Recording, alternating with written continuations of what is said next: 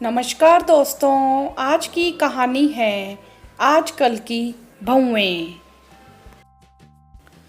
उम्र 60, घुटनों में अर्थराइटिस। कहाँ तक वो भाग दौड़ कर सकती थी, फिर भी कामिनी रसोई में लगी थी। छुट्टियों में कामिनी के बेटे बहू आ रहे थे। कामिनी को रसोई में ढेर सारे पकवान बनाने थे। साल भर में एक बार बेटे बहू छुट्टियों के बहाने ही सही 4-5 दिन साथ में रहने तो आते थे। छोटे बेटे सुयश की पसंद की कसूरी मेथी वाली मठरी, बड़े बेटे दीपक की पसंद के बेसन के लड्डू। बहुएं भी कामिनी के हाथों के पकवानों की तारीफ किए बिना नहीं रहती। छोटे पोते को कामिनी के हाथ की बेसन की पापड़ी बहुत पसंद है, जिसे बनाने में बहुत मेहनत और घंटों लगते हैं। वही पोती को गुलाब जामुन खाने होते थे। 4-5 दिनों से कामिनी एक पांव पर खड़ी होकर सबके लिए पकवान बना रही थी। कामिनी के पति सोमेश जी समझा रहे थे, इतना काम का भार मत लिया करो। तुम्हारे घुटनों में इतना दर्द रहता है, पूरी जिंदगी तुमने रसोई में निकाल दी, अब तो आराम करो, बहुएं आकर काम कर लेंगी। आजकल की बहुओं को यह सब बनाना कहाँ आता है। आजकल की बहुएं तो बस खाना बना लें वही बहुत है। कामिनी ने हंसकर कहा, ठीक है, बहुओं को बनाना नहीं आता है, पर वह तुम्हारी मदद तो कर सकती हैं। तुम ही अकेली क्यों लगी रहो। वह सब आ जाएं तब उनके सहयोग से बना लेना, सोमेश जी ने समझाया। पहले तो तुम ठीक रहती थी, पर पिछले कुछ महीनों से तुम्हारे घुटने जवाब देने लगे हैं। आप माँ का प्यार नहीं समझते। अपने बच्चों के लिए वह कितनी भी तबीयत खराब हो, कुछ भी कर जाती है। जब बच्चे उनके हाथ के बने पकवान खाते हैं तो माँ को असीम सुख मिलता है, और साथ में यह घुटने का दर्द भी मिलता है। इतनी देर खड़े होकर रसोई में काम करोगी तो दर्द ही होगा। तुम्हारे दवाई लेने का वक्त हो गया है। सोमेश जी ने कामिनी को पास बिठाया और घुटनों पर हल्के हाथ से मालिश की। 2 दिन बाद दोनों बेटे बहू बच्चों के साथ आ गए। कामिनी के घर में रौनक आ गई। हमेशा की तरह बहुएं आई और थकान हो रही है कहकर कमरे में सोने चली गई। कामिनी मन मारकर रह गई। वह 4 दिन से सबकी पसंद के खाने की तैयारी में लगी थी, और बहुएं हैं कि सीधे मुंह बात भी नहीं करती। झाड़ू पोछा बर्तन के लिए बाई आती है, पर रसोई कामिनी खुद ही बनाती है। 2 लोगों के लिए खाना बनाना तो जैसे तैसे हो जाता है, पर 8 लोगों के लिए खाना बनाना इस उम्र में भारी पड़ता है। अकेले कामिनी ने रात के खाने की तैयारी की। सबकी पसंद की मिक्स वेज, मटर पनीर, सलाद, खीर और गरम गरम चपाती बनाकर दी। बहुएं अपने अपने कमरों से आई और तारीफें किए जा रही थी। आज कामिनी को यह तारीफें चुभ रही थी। घुटनों के दर्द से ज़्यादा मन में दर्द हो रहा था। वह थक कर बैठी थी। अभी तो पूरी रसोई समेटनी थी, बची सब्जियां खाली करनी थी, दूध फ्रिज में रखना था, गैस और स्लैब साफ करने थे। वह कुछ कहती, इससे पहले दोनों बेटे बहू बोले, अच्छा माँ, हम जाकर दोनों को शहर घुमा लेते हैं। दोनों बच्चे सो रहे हैं, आप देख लेना। पिंकी को रात को दूध चाहिए और सोनू के कपड़े बदल देना, वह ऐसे ही सो गया था। कुछ खाए तो खिला देना। उसके लिए मोयन की रोटी बना देना, वह सब्जी तो खाता नहीं है। माँ, आप भी हमारे साथ चलते, लेकिन आपके तो घुटनों में दर्द रहता है, आप चल नहीं पाओगे। बिना कोई जवाब सुने चारों चले गए। कामिनी ने हाँ में गर्दन हिलाई और वह लोग चले गए। सोमेश जी पत्नी का दर्द समझ रहे थे, पर बेटे बहू को कुछ कह नहीं सकते थे। कामिनी, तुम मेरी पत्नी हो, मैं तुम्हारा ये हाल नहीं देख सकता हूँ। तुम कब तक ऐसे ही सबकी इच्छाओं की पूर्ति करती रहोगी, सबके लिए काम करती रहोगी। रसोई के काम बहुत होते हैं, खत्म ही नहीं होते। तुम अकेले ही लगी रहती हो। 3 दिनों से देख रहा हूँ, अकेले ही कॉफ़ी, दूध, नाश्ता बनाना सब तुम कर रही हो। बहुओं के सामने मुझसे भी मदद नहीं लेती। ऐसा कब तक चलेगा। तारीफों से घुटने का दर्द नहीं जाएगा। इतने लंबे समय तक रसोई में खड़ी रहती हो, पैर कितना वजन सहन करेंगे। हाँ जी, आप ठीक कहते हो। बहुएं रसोई बना नहीं सकती तो क्या हुआ, समेट तो सकती हैं, फ्रिज में सामान तो रख सकती हैं। दोनों वर्किंग है तो क्या हुआ, अपने घर में भी तो काम करती हैं, पर यहाँ आकर मेहमान बन जाती हैं।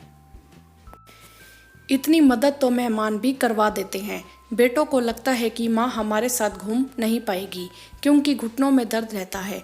बेटे कभी यह नहीं कहते कि इतना दर्द होने के बावजूद मैंने इतने लोगों का खाना बनाया। यह नहीं कहा कि माँ आप आराम करो, तुम्हारी बहुएं कर लेंगी।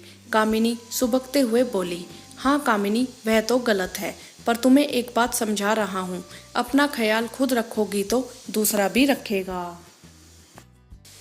मैंने कहा था हम वहीं चलते हैं, पर तुम तो मानती ही नहीं हो।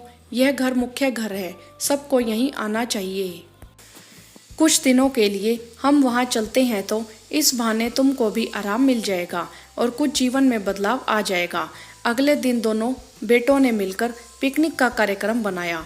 छोटा बेटा आकर बोला, माँ कुछ परांठे और आपके हाथ की भरवा बैंगन पैक कर देना, साथ में वह मठरी, बेसन के लड्डू, बेसन की पापड़ी और गुलाब जामुन भी।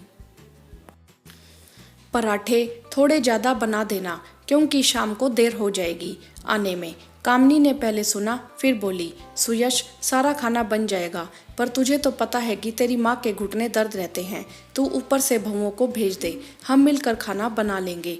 अभी तो तुम 9 बजे तक जाओगे, बहुएं भी उठ गई होंगी। मैं भरवा बैंगन बना दूंगी, पराठे वह दोनों मिलकर सेक लेंगी। सुयश कुछ नहीं बोला। उसने दीपक को फोन लगाया। थोड़ी देर बाद बड़ा बेटा दीपक आया। माँ आपके घुटनों में दर्द है तो आप आराम करिए, खाना हम बाहर से खा लेंगे। अब वह दोनों भी वर्किंग हैं, दोनों को छुट्टियों में आराम चाहिए। यहाँ भी आकर रसोई में लगा दे तो उनको चेंज कैसे मिलेगा, हम बाहर ही कुछ खा लेंगे। सुयश ने हाँ में हाँ मिलाई। कामिनी फिर बोली, अच्छा है तुम लोग खाना बाहर खा लोगे, पर तुम्हारे पिताजी और मैं क्या खाएंगे? हम दोनों की तुम्हें जरा भी परवाह नहीं है। पत्नी के आराम और चेंज की परवाह है, पर माँ के घुटनों के दर्द की जरा भी परवाह नहीं। उम्र हो गई, तुम सबकी पसंद का खाना बनाते बनाते कभी अपने लिए कुछ सोचा नहीं। सर्दी हो या गर्मी, तुम सबकी पसंद के लिए खुद को रसोई में झोंक दिया। आज मेरे दर्द से ज़्यादा तुम्हें अपनी पत्नियों के आराम की चिंता हो रही है। मैं 3 दिन से रसोई में अकेले लगी हूँ। खाना बनाना तो दूर, तुम्हारी पत्नियाँ मदद कराने भी नहीं आती हैं। क्या मैंने तुम्हें यही संस्कार दिए हैं? छुट्टियों का मतलब होता है सब मिलकर साथ में घूमें, मस्ती करें, साथ में काम भी करें। यह नहीं कि एक माँ रसोई में खपती रहे और बच्चे मजे करते रहें। क्या चेंज मुझे नहीं चाहिए? साल भर तुम सबका इंतजार करती हूँ, तुम्हारी पसंद के लिए खुद को रसोई में झोंक देती हूँ, अपने दर्द और आराम की परवाह नहीं करती। पोते पोती आए हैं, पर इनके साथ खेली नहीं, तसल्ली से बातें भी नहीं की, बस रसोई में ही अकेली लगी रहती हूँ। मुझे खाना बनाने और खिलाने दोनों का शौक है, लेकिन अब मैं थक गई हूँ। सोमेश जी आप ठीक कहते हैं, मैं अपनी परवाह करती तो यह लोग भी करते। मैंने कभी ना कहना सीखा ही नहीं, सबकी इच्छा और खुशियों के लिए लगी रही। सबको खुश करने के चक्कर में अपने मन को, अपनी इच्छाओं को मारती रही। तुम दोनों ने एक बार भी नहीं कहा कि माँ पिताजी आप भी घूमने चलिए, हमारे साथ पिकनिक पर चलिए। माँ का फर्ज बस यही होता है कि वह बच्चों की पसंद का खाना बनाती रहे और उसी में खुश रहे। बच्चों का कोई फर्ज नहीं होता। कभी तुम दोनों यह भी नहीं कहते कि आप दोनों कुछ दिनों के लिए हमारे घर आ जाइए, माँ आपको भी आराम और चेंज मिल जाएगा। माँ हूँ तुम्हारी, कोई बावर्ची नहीं जो 24 घंटे रसोई में लगी रहूं। तुम लोग तो मेहमान बनकर आते हो, ऑर्डर देते हो और अपना घर समझकर कभी रसोई में नहीं आते। सालों से कर रही हूँ, मायके में किया, ससुराल में सास ससुर नंद देवर के लिए किया, सभी रिश्तेदारों के लिए किया, अपने बच्चों के लिए किया, बच्चों के बच्चों के लिए किया। अब नहीं होता, शरीर जवाब देने लगा है, ढलने लगा है। मेरा भी मन करता है मैं भी तुम सबके साथ कुछ पल सुकून के बिताऊं। माँ की भी उम्र हो गई है, मैं भी थक जाती हूँ, मुझे भी आराम चाहिए।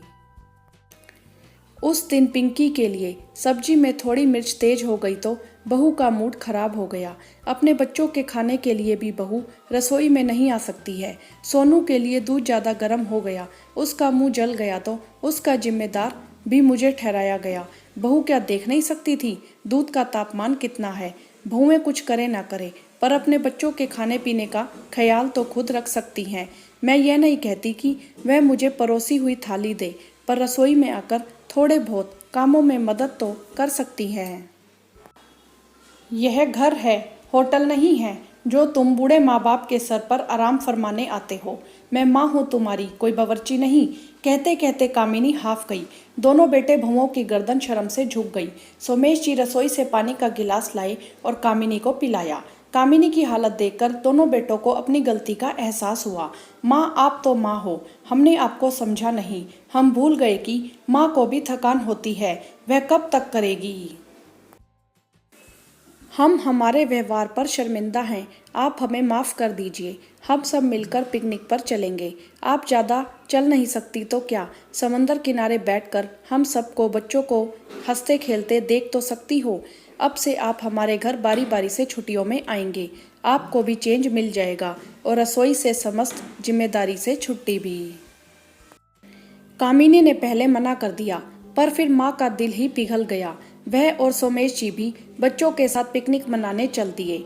दोस्तों, ऐसा अक्सर होता है, हम माँ से अपनी फरमाइश पूरी करवाते हैं, पर यह भूल जाते हैं कि एक उम्र के बाद वह भी थक जाती हैं। सालों से रसोई घर संभालते संभालते उन्हें भी कोफ्त होने लगती है। चेंज हर इंसान को चाहिए। अपने लिए आपको खुद बोलना होता है। कभी कभी अपने बच्चों को भी एहसास करवाना होता है कि हम भी खास हैं, हमारी भी ख्वाहिशें होती हैं। सालों की एक जैसी दिनचर्या से हमें भी कुछ दिनों के लिए मुक्ति चाहिए। आपकी इस विषय में क्या राय है, आप हमें कमेंट करके ज़रूर बताएं। वीडियो को लाइक करें, शेयर करें और चैनल को सब्सक्राइब भी करें।